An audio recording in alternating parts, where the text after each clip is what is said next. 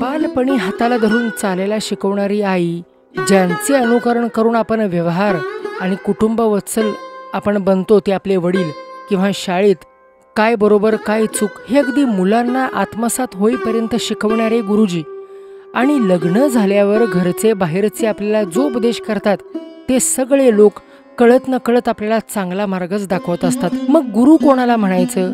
बघा, ज्या व्यक्तींना आध्यात्मिक माहिती हवी असेल, काही पोथी पुराण मंत्र उच्चारण करायचं असेल, नामस्मरण करायचं असेल, किंवा धार्मिक कार्याची आवड निर्माण झालेली असेल, अशा व्यक्तींनी जाणकार व्यक्तीचं मार्गदर्शन घ्यावं व ते आनंदाने सांगणारे एक प्रकारे आपले गुरुच होतात. आता गुरुतत्व म्हणजे साक्षात परमेश्वरच असतो. ईश्वर प्राप्ती आणि गुरूंची प्राप्ती ही सारखीच आहे, पण गुरूंची जर तुम्हाला प्राप्ती झाली तर ईश्वर प्राप्ती लवकर होते. दत्तगुरूंनी 24 गुरु केले होते, म्हणजे सृष्टीतील 24 वेगवेगळ्या तत्वातून ते शिकले, त्यांनी आत्मज्ञान प्राप्त करून घेतले.